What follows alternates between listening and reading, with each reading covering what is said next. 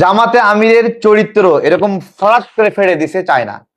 তারা নিন্দা জানাইছে যে জামাত কেন বলল জামাত ও চায়নার যৌথ উদ্যোগে এই সহযোগিতা। জামাত একটা পয়সাও দেয়নি, চায়না জানিয়েছে। তারপরেও জামাতে আমির এবং জামাতের নেতাকর্মীরা প্রচার করছে জামাতের অর্থায়নে।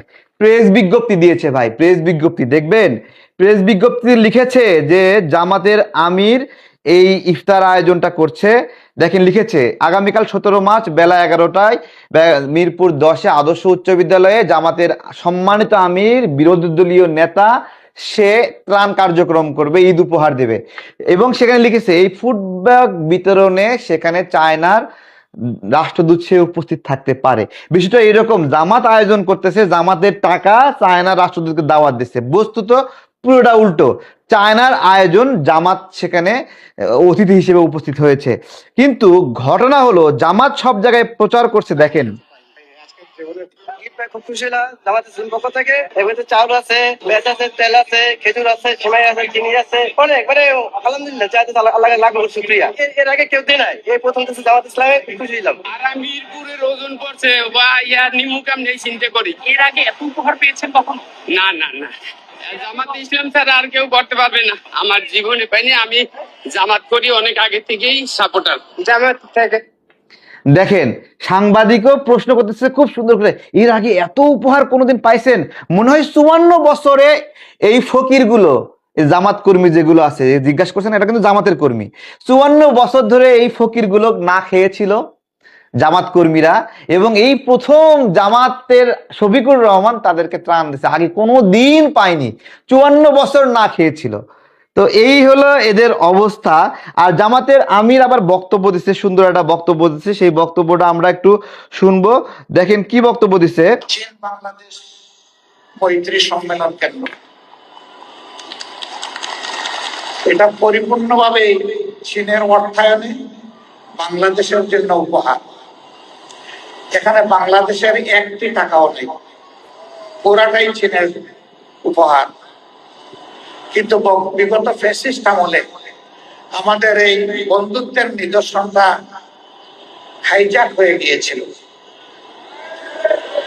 তারা এই হলটার নাম পাল্টিয়ে তাদের বাপের নাম এখানে লিখে দিয়েছিল। এটি চরম অকৃতজ্ঞতা। এখন বিষয় হলো এই বক্তব্যের সঙ্গে আজকের এই বক্তব্যের সমস্যা কোথায়? সমস্যাটা কোথায়? প্রথম সমস্যা হলো তিনি একটা বক্তব্য দিয়েছে যে আওয়ামী লীগের যে আছে তারা হলো চীনের উপহারকে তাদের বাবার নামে দিয়ে দিয়েছে। ঠিক আছে, এইটুকু একটা একটা বক্তব্য, কিন্তু এখানে আরেকটা সমস্যা ঘটে গেছে। জামাতের আমির এই বক্তব্য যে দিয়েছে এখানে ছোট করে কেটে জামাত তো কট খেয়ে গেছে, ইজ্জত তো এরকম করে হঠাৎ করে ফাটে গেছে। তো এখন ফাটে যাওয়া ইজ্জত জোড়া লাগানোর জন্য তারা প্রচার করতেছে যে জামাতের আমির নাকি বলছে যে এই উপহারটুকু সম্পূর্ণ চায়না অর্থায়নে, এইটুকু কাটছে, কেটে প্রচার করতেছে। জামাতের আমির আগেই বলছে যে এই ঈদ উপহার নাকি চায়নার অর্থায়নে, সে আগেই বলছে, কিন্তু এই বক্তব্যটা সে আওয়ামী লীগকে স্যাবোটেজ করার উদ্দেশ্যে দিয়েছিল। সেইটুকু কেটে দেখাচ্ছে জামাতের আমির প্রাপ্তি স্বীকার করছে। তো এই হলো প্রতারকদের অবস্থা, যারা জাকাতের অর্থ, সহযোগিতার অর্থ, অন্যের সহযোগিতার অর্থ নিজের নামে, এবং চায়না দূতাবাস প্রতিবাদ করেছে। আরেকটা গুরুত্বপূর্ণ ঘটনা, সারা বাংলাদেশে বিভিন্ন বিশ্ববিদ্যালয়ে শিবির তারা ইফতার বিতরণ করতেছে, ইফতার আয়োজন করতেছে, যেটা তুরস্কের জাকাত ফান্ডের। আমার প্রশ্ন ঢাকা বিশ্ববিদ্যালয়ের শিক্ষার্থীদের, রাজশাহী বিশ্ববিদ্যালয়, শাহজালাল বিজ্ঞান প্রযুক্তি বিশ্ববিদ্যালয় সহ যেখানেই শিবিরের ছেলে পেলে তুরস্কের জাকাতের টাকায় ইফতার আয়োজন করছে, আমার প্রশ্ন হলো আপনার বাবা মা কি এতই গরিব যে আপনারা শিবিরের ওই জাকাতের অর্থের টাকা দিয়ে আপনারা ইফতার করলেন? আপনি কি জাকাতের হকদার? ঢাকা বিশ্ববিদ্যালয়ের একজন শিক্ষার্থীকে জিজ্ঞাসা করছি, যারা জাকাতের অর্থের ইফতারটা খাইলেন, আপনাদেরকে শিবির তারা কি ডেকে বলেছিল যে এই ইফতারটা জাকাতের টাকার ইফতার, তুরস্কের জাকাতের টাকার, আপনারা খাবেন কিনা? আমি ঢাকা বিশ্ববিদ্যালয়ের শিক্ষার্থীদের জিজ্ঞাসা করতেছি, রাজশাহী বিশ্ববিদ্যালয়, শাহজালাল, চট্টগ্রাম বিশ্ববিদ্যালয়, যত বিশ্ববিদ্যালয়ে শিবির তুরস্কের জাকাতের টাকা দিয়ে ইফতার করছে, এবং যারা যারা সামর্থ্যবান হওয়া সত্ত্বেও শিক্ষার্থীরা বাবার টাকা থাকা সত্ত্বেও এই জাকাতের টাকায় ইফতার করছেন, তারা আল্লাহর কাছে কি জবাব দিবেন? আপনাদেরকে শিবির কি বলছিল যে জাকাতের টাকায়?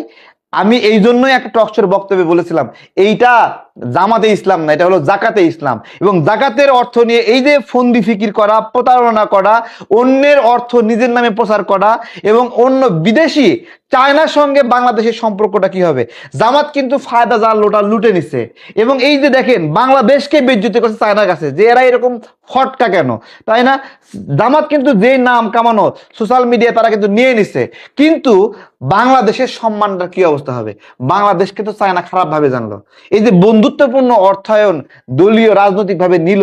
দেখেন একটা কথা বলি, কোন সরকার যখন ক্ষমতা থাকে, ইউএসএইড, ইউনিসেফ সহ বিভিন্ন দেশ সহযোগিতা করে, সেগুলো সরকার তার মতো করে বিতরণ করে, সরকারের নামে বিতরণ করে। কিন্তু এটা আওয়ামী লীগ করছে, এটা বিএনপি করবে, জামাত কোনোদিন ক্ষমতা থাকলে জামাত করবে, সরকার করবে। সরকার মানে কি? রাষ্ট্র করে। রাষ্ট্র মানে কি? জনগণের অভিভাবকরা করে। কিন্তু জামাত কি জনগণের অভিভাবক? বলেন, জামাত কি সরকার আছে? তাহলে সরকার না থেকে বিদেশি অর্থায়নের একটা অর্থ নিজ দলের নামে প্রচার করা কতটুকু সঠিক? এই জন্যই বলছিলাম জামাত একটা বিদেশি ইস্টাবলিশমেন্ট।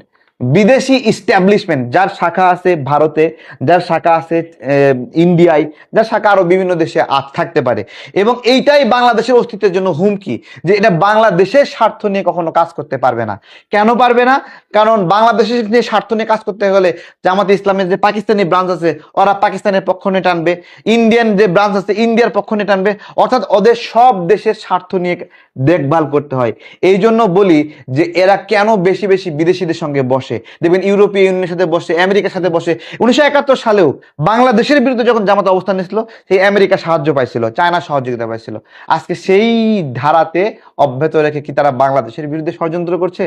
চায়না অবশ্যই এই বিষয়ে ক্লিয়ার করেছে যে চায়নার সম্পর্ক বাংলাদেশের জনগণের সঙ্গে, বাংলাদেশের সরকারের সঙ্গে, এবং এই অর্থায়নে, এই ইফতার, এই ঈদ উপহারে জামাতের কোনো অর্থায়ন নাই। তাহলে এই যে প্রতারণা করলো, এই প্রতারণার বিচার কি হবে?